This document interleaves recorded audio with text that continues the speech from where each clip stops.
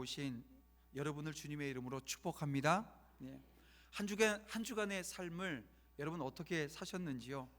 하나님과 가까이 하며 사셨습니까?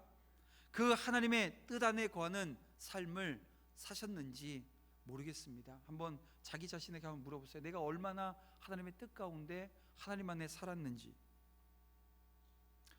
혹시 내가 하나님의 뜻 가운데 살고 하나님의 말씀 가운데 하나님 장중에 내가 살아야 된다라고 하는 것을 알면서도 여전히 주어진 환경과 주어진 이 조건 안에 갇혀서 하나님과 거리를 둔 그런 삶을 살지는 않았는지요?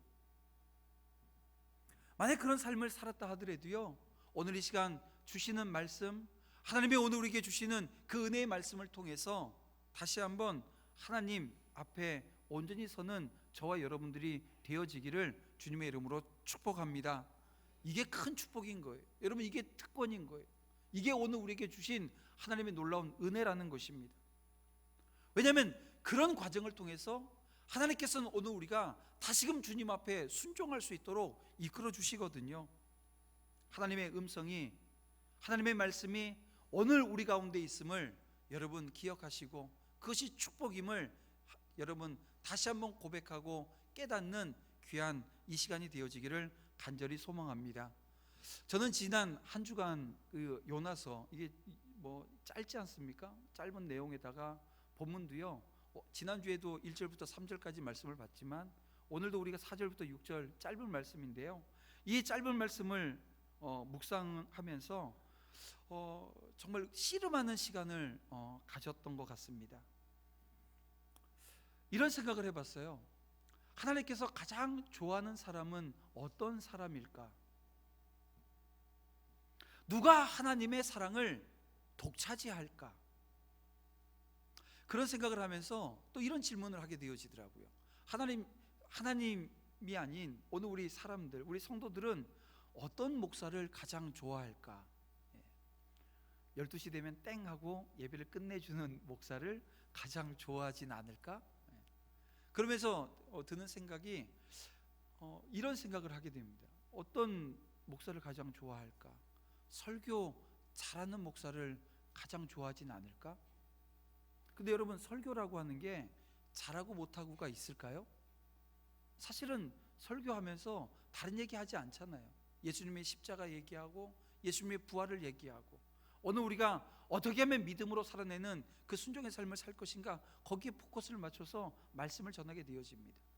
그런데 목사님들 중에 아니 오늘 우리에게 불순종하라고 불순종해도 된다고, 조금 그래도 느슨하게 살아도 된다고 이야기하는 목사님 보셨어요? 아마 그런 목사는 없을 겁니다. 금요 기도에 한 2달에 한 번씩 참석해도 된다고, 괜찮다고, 왜 매주 오냐고, 그냥 2달에 한 번씩만 참석하라고 이렇게 얘기하는 목사는 없을 겁니다. 새벽 예배 1년에 그냥 고난주간, 그 월요일부터 목요일 금요일까지 고난주간 특별 새벽 예배 있는데 그때만 새벽 예배 해도 된다고 가르치는 목사는 없을 거라는 거예요. 어떻게든 말씀 가운데 어떻게든 기도 생활하게끔, 어떻게든 하나님 앞에 온전히 사는 삶을 사는 그런 성도들로 살게 하기 위해서 때로는 다그치기도 하고 때로는 뭐 성난 것처럼 그렇게 말씀 전하는 것이 설교 아니냐는 거예요. 근데 설교를 놓고 잘한다, 못한다, 은혜가 된다, 은혜가 안 된다 라고 하는 주관적인 판단들을 오늘 우리는 한다는 겁니다. 뭐 저도 마찬가지예요. 저도 설교 들으면서 저는 늘 설교만 하는 것 같지만 저 늘 설교만 하지 않고요, 목사님들 설교도 듣거든요.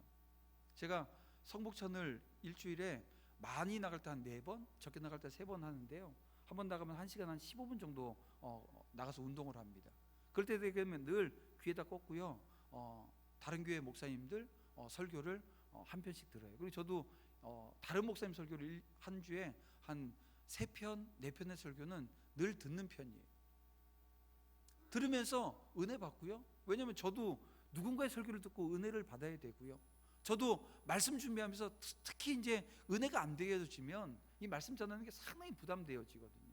그래서 어떻게 하면 이 말씀을 내게 적용시키고 내가 은혜 받을 것인가. 그런데 여러분, 제가 이 질문을 하면서 하나님, 사람들은 어떤 목사를 좋아할까? 이 생각에서 또 한 번 더 나아가서 그러면 하나님께서는 어떤 목사를 좋아할까? 이 생각으로 가게 되어졌는데요. 여러분, 하나님이 설교 잘하는 목사 좋아할까요? 여러분 어떻게 생각하세요? 하나님께서 설교 잘하는 목사 좋아할까라고 하는 이 질문을 제가 던지면서 야, 이건 질문 자체가 잘못되어졌구나 라고 하는 것을 깨닫게 되었습니다. 만약에 설교만 잘하는 목사라고 한다면 하나님께서 좋아하시겠어요? 아니요, 절대 좋아하지 않습니다. 하나님께서 좋아하는 목사, 어떤 목사 좋아할까요? 순종하는 목사 좋아하겠더라.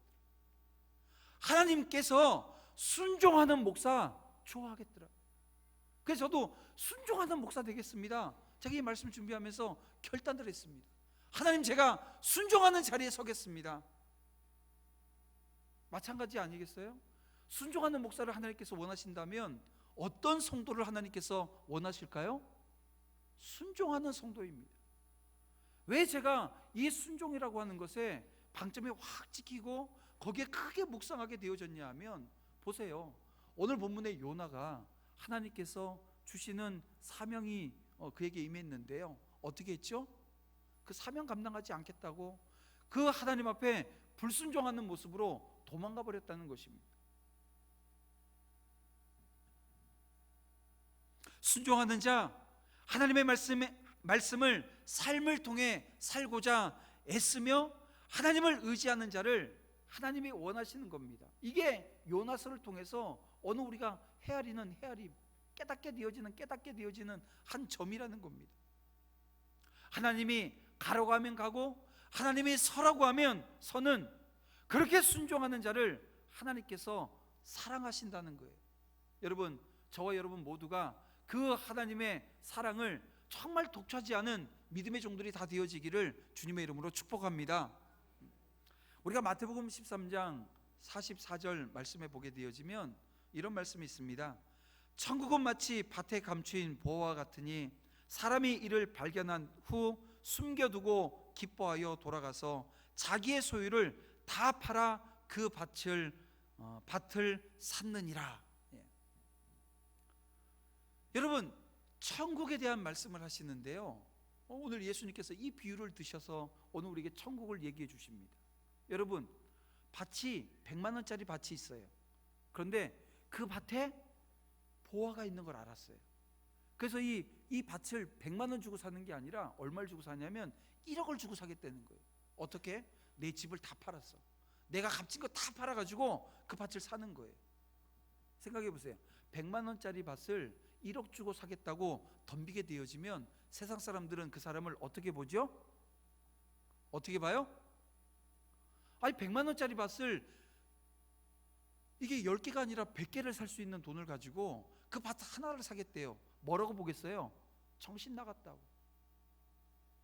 여러분, 저와 여러분이 신앙생활 하는데 만약 세상 사람들이 고개를 끄덕이고 있으면 신앙생활 제대로 하는 거예요? 못하는 거예요. 정신 나갔다고 봐야 되는 거예요. 왜냐하면 천국을 소유한 사람은요, 세상 사람들이 봤을 때 정신 나간 모습이 있어야 되는 거예요. 근데 정말 정신 나갔을까요? 아니에요. 제정신이에요. 왜냐하면 그 세상 사람들은 그 밭에 감추인 보화를 보지 못합니다.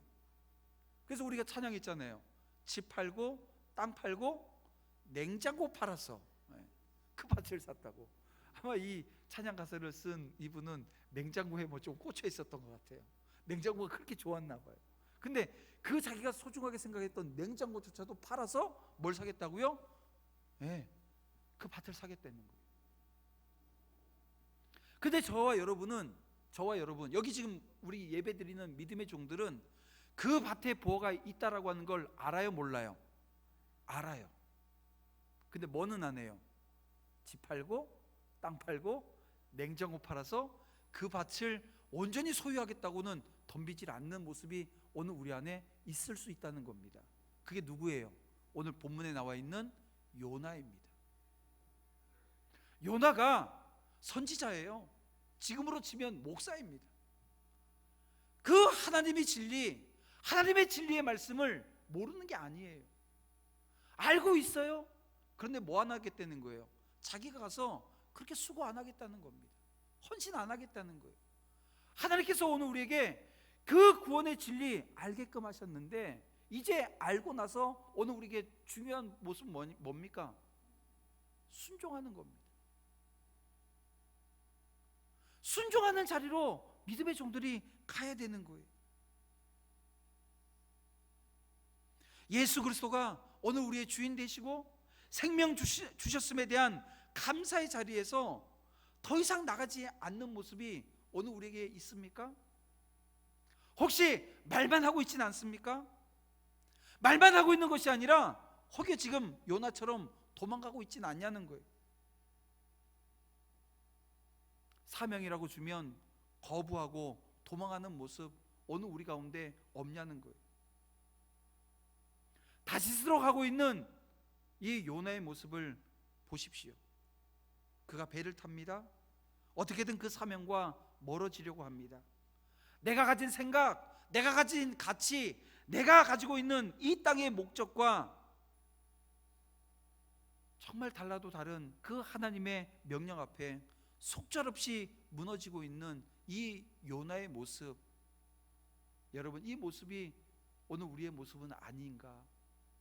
아니었으면 너무나도 좋겠는데 혹여 그 모습 가운데 서 있지는 않은가? 여러분, 오늘 우리는 우리 스스로를 돌아봐야 되지 않겠습니까?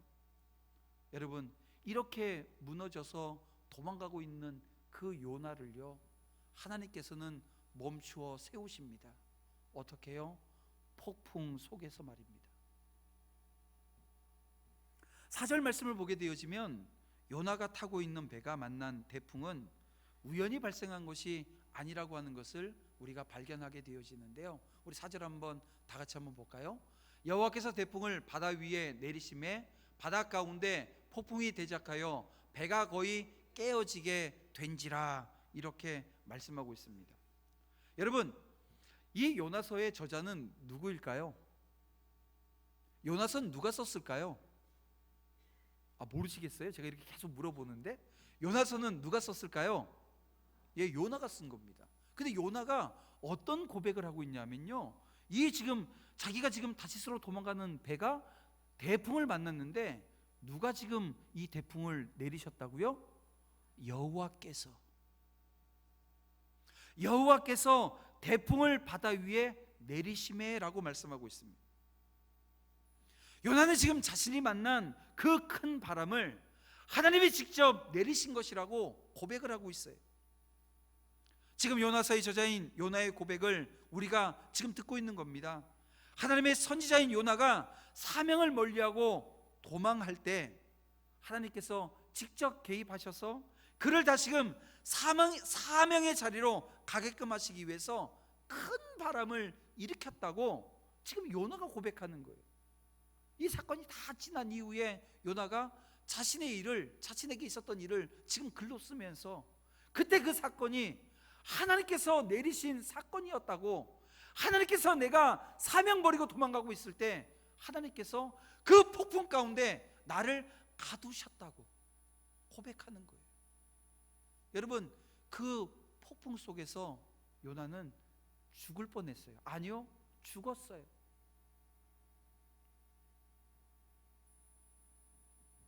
인생의 어둠이 오늘 우리를 위협할 때 세상 사람들은 그것을 우연히 일어난 일로 혹은 운이 없어서 닥친 일로 생각을 합니다. 또 어떤 선한 일이 있거나 평온한 삶이 유지되어질 때 푸른 초장과 같은 그런 평안함이 내 삶 가운데 찾아올 때 오늘 사람들은 어떻게 생각합니까? 내가 잘나서, 내가 어떤 특별한 재능이 내 가운데 있기 때문에 그런 축복된 일이 생긴 것처럼 생각한다는 것입니다. 그런데요, 참된 신앙인이라고 한다면 그 모든 일들의 중심에 하나님이 계시다라고 하는 것을 믿고 받아들이는 것입니다. 인생의 큰 폭풍과 같은 일이 오늘 우리의 삶 가운데 찾아들고요, 아니면 평안한 일이 행복하고 축하받을 일들이 오늘 우리 가운데 있다 할지라도 하나님께서 그 일들 가운데 개입하고 계신다는 거예요. 그 일 가운데 오늘 우리와 함께 하신다는 거예요. 진정 하나님을 신뢰하는 자는 그 같은 인식과 사고 가운데 자신의 삶을 대하게 되어진다는 것입니다. 자, 5절 보세요. 5절 보게 되어지면 이렇게 시작합니다. 사공들이 두려워하여 각각 자기의 신을 부르고 또 배를 가볍게 하려고 그 가운데 물건을 바다에 던지니라. 그러나 요단은 배 밑층에 내려가서 누워 깊이 잠이 든지라. 이렇게 기록하고 있습니다. 이게 정말 얼마나 대조적인 모습입니까? 배 위에서는요, 살고자 하는 사람들, 이 죽음이라고 하는 공포가 엄습한 거예요. 살려고 모든 것을 다 포기해 버립니다. 살려고 포기하고 있어요. 그런데 배 밑에서 요나는요, 아주 깊이 잠을 자고 있습니다. 그런데 여기서 깊이 잠든지라 라고 하는 이 원문 표현은요, 하나님이 아담을 잠자게 하시고 그 갈빗대를 꺼내서 하와를 만들 때 그때 잠든 잠이에요. 사사기 4장 21절 말씀을 보게 되어지면 그 하벨의 아들 야엘이 잠자고 있는 시스라의 관자놀이에 말뚝을 박아 죽입니다. 근데 이 시스라가 자기에게 이 관자놀이에다 말뚝을 박는데 몰라요. 그렇게 깊이 잠들었어요. 이 그때의 잠을 이 요나가 지금 자고 있는 것입니다. 배 위에서는 아수라장이 되어졌는데 배 밑에서는 잠을 자고 있는 거예요. 모두가 다 어쩔 줄 몰라 하는 상황 가운데 이 선지자인 요나는 배 밑에서 잠을 자고 있습니다. 사공들은 각자의 신을 부르며 살려달라고 애원을 합니다. 그러나 그것은 허무하고 무의미한 몸짓에 불과한 거죠. 인간의 상상력, 이 손끝으로 만들어진 신이 무슨 여러분 도움을 줄 수 있겠습니까? 모든 사람이 깨어 부르짖으며 몸부림치며 사투를 벌이는 현장에서 요나는 잠들어 있었다는 것입니다. 본문의 폭풍을 만난 배와 그 안에 사람들의 몸부림치며 부르짖는 면모 여러분 보세요. 그리고 그 가운데서 영적인 깊은 잠, 이건 여러분 육적으로 지쳐서 자는 잠이 아닙니다. 육적으로도 지쳤겠죠. 영적으로요 아주 무너져 버렸기 때문에 영적인 깊은 잠을 자고 있는 이 요나의 면모를 오늘 본문은 대조시키고 있습니다. 렘브란트라고 하는 화가가 예수님이 타고 가는 배가 풍랑에, 이 본문하고 좀 비슷한 내용이잖아요. 풍랑에 막 뒤집히려고 할 때 제자들이 우리가 죽게 되었나이다, 오늘 우리를 살려주십시오 하며 나왔을 때 그 장면을 그림을 그렸는데요. 제가 오늘 화면에 띄우려고 준비를 했다가 이제 요 얘기를 좀 뺐으면 해서 뺐는데 갑자기 또 이 장면이 기억이 납니다. 그 그림 장면이요, 한쪽 면에서는 막 난리가 났어요. 근데 한쪽 면에서는 예수님과 제자들이 평온해요. 그 작은 배 안에서 일어나는 그 광경을 그림으로 그려놨습니다. 렘브란트가.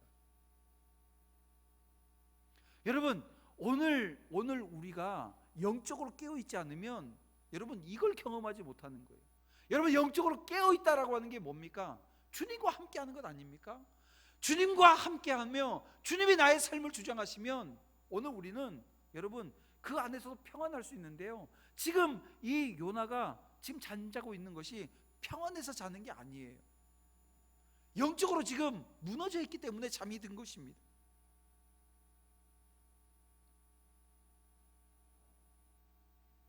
세상을 위해 중보하고 부르짖어야 될 그 선지자가 지금 깊은 잠에 빠져 있는 것입니다. 결국 그러한 배는 풍랑에 자초되고 그의 배에 탄 사람은 사망에 이르게 되어지는 것입니다. 마찬가지예요. 이 세상을 책임지고 이 세상에 속한 사람들을 구원으로 이끌어야 할 오늘 우리 성도들, 저와 여러분이 영적인 깊은 잠에 빠져 있다고 한다면 더 이상 이 땅은요 소망이 없습니다. 오늘 우리가 영적인 잠을 자버리는 그 순간 여러분 세상이 우리를 깨워요. 살려달라고. 당신들도 정말 살아계신 하나님 앞에 기도하게 해달라고. 그런데 여러분, 영적인 깊은 잠에 빠져있는 이 요나는 여러분 보세요. 성도만이 유일한 세상의 소망이고 성도만이 구원의 길에 이 세상을 이끌 수 있다라고 하는 것을 오늘 저와 여러분은 아는데 요나는 망각하고 있는 것입니다. 이런 중차대한 사명과 본분을 지닌 자라고 하는 것을 잊어버렸어요. 이 사명을 굳게 간직한 오늘 우리 성도들은 혼탁한 세상에서 결코 잠들 수 없습니다. 깨어 기도하게 되어집니다. 중보하는 자리를 지키게 되어집니다. 그것이 오늘 우리의 사명이라고 하는 것을 알게 되어진다는 것입니다. 세상 사람들을 구원의 길로 인도하는 것, 그리고 그들을 앞장서서 이끌어내는 것, 이것이 저와 여러분의 복된 사명이라고 하는 것을 여러분 이 시간 함께 깨달아 알아지기를 간절히 주의 이름으로 소망합니다. 폭풍 속에서 발견한 모순입니다. 세상은 아우성치고 있는데 오늘 우리는 깊은 영적인 잠에 빠질 수 있다는 거예요. 이 선지자 요나가 보여준 이 모순이 오늘 우리가 어떤 길을 가야 될 것인가 라고 하는 그 사명의 길을 바라보게 한다는 것입니다.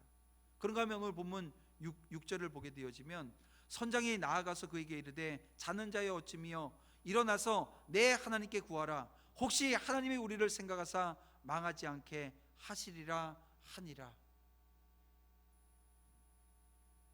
여러분, 요나는요, 지금 요나가 썼다 그랬잖아요. 이 요나가 이 장면 속에 선장이 자기에게 와서 얘기했다는 거예요. 뭐라고? 하나님께 구하라고요. 요나가 탄 배의 선장은 다른 신을 믿는 자입니다. 요나에게 기도할 것을 강요했다고 또 요청했다는 거예요.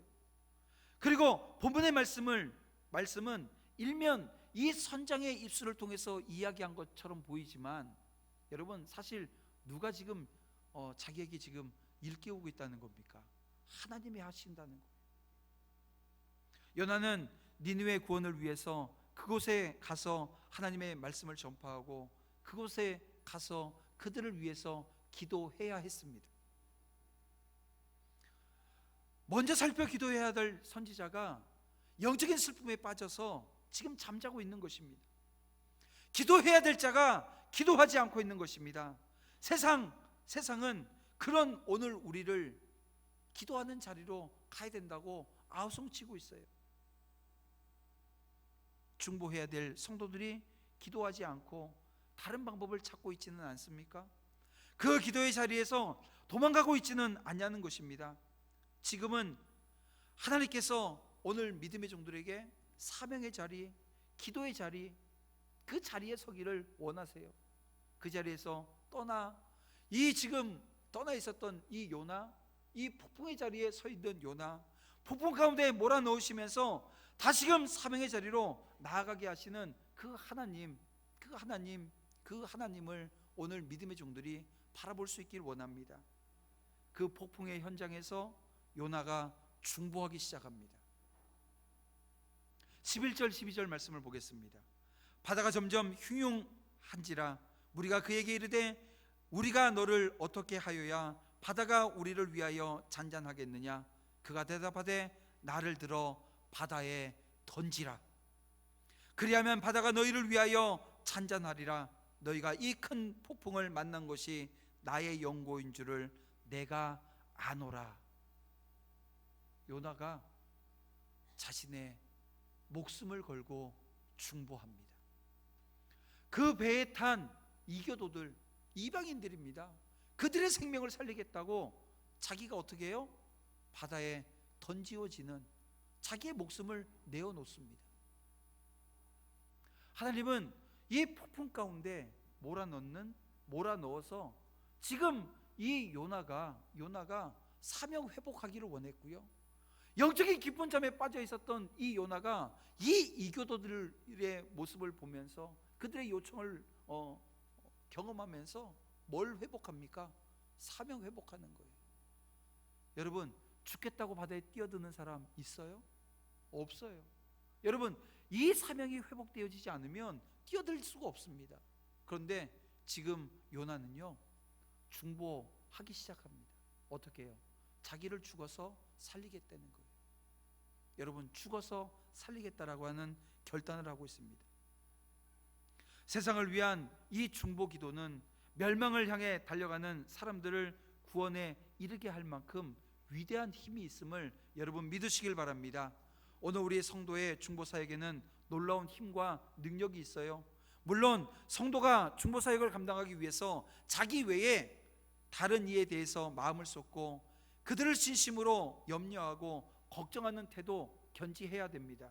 여러분, 온전한 중보 사역을 감당하기 위해서는 자기 희생이라고 하는 것이 전제되어져야 한다는 것입니다. 여러분, 우리가 성경을 보면 알잖아요. 모세가 시내산에서 이 돌판을 받아가지고 내려올 때, 십계명을 받아가지고 내려올 때, 이 범죄한 이스라엘 백성들 하나님이 다 죽이시겠다고 했을 때 어떻게 해요? 자기 목숨을 담보로 겁니다. 출애굽기 32장에 나오는 내용 아닙니까? 그리스도 예수님께서도 그러셨어요. 인류의 죄를 담당하시기 위해서, 속량하시기 위해서, 중보하기 위해서 목숨을 내어 주시고 십자가에 못 박혀 죽으셨습니다. 여러분, 이 중보 사역을 감당한다라고 하는 것은 희생과 헌신, 이거 여러분 각오하지 않으면 할 수 없는 일입니다. 오늘 믿음의 종들에게 하나님께서 이 중보 사역을 감당하게 하십니다. 그 중보의 사명을 주셨습니다. 여러분, 오늘 우리는 세상 누구도 이룰 수 없는 그 위대한 일, 생명을 구원하는 가치 있는 일을 하나님께서 이루길 원하셔요. 그리고 그 복된 사명을 감당할 수 있는 것, 그것이 여러분 오늘 우리에게 주어진 특권이고 축복임을 여러분 믿으시기를 주님의 이름으로 간절히 축원합니다. 여러분, 오늘 우리에게 주어진 이 사명이요, 이렇습니다. 사명의 자리에서 떠나게 되어지면 하나님께서는 이 폭풍이라고 하는 것, 이 고난이라고 하는 것, 이 죽음의 공포를 느낄 수 있는 그런 상황까지도 만드셔서 오늘 우리 안에 있는 사명을 회복해 하십니다. 그리고 간증케 하셔요. 고백해 하셔요. 사랑하는 오늘 우리 모든 주의 권속들은 폭풍 속에서 발견되어진 이 요나를 통해서 발견되어지는 이 모순들이 오늘 우리의 삶 가운데 없기를 원합니다.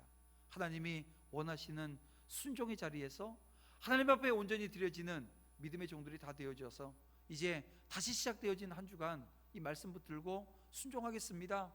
하나님, 사명이요 거듭이 순종할 수 있도록 주님 능력 주시고, 주님께서 결단하는 주의 종들마다 하늘 문을 여시고 축복하시는 은혜의 역사 내려주시옵소서. 그 축복 받기에 합당한 자는 순종한 자입니다.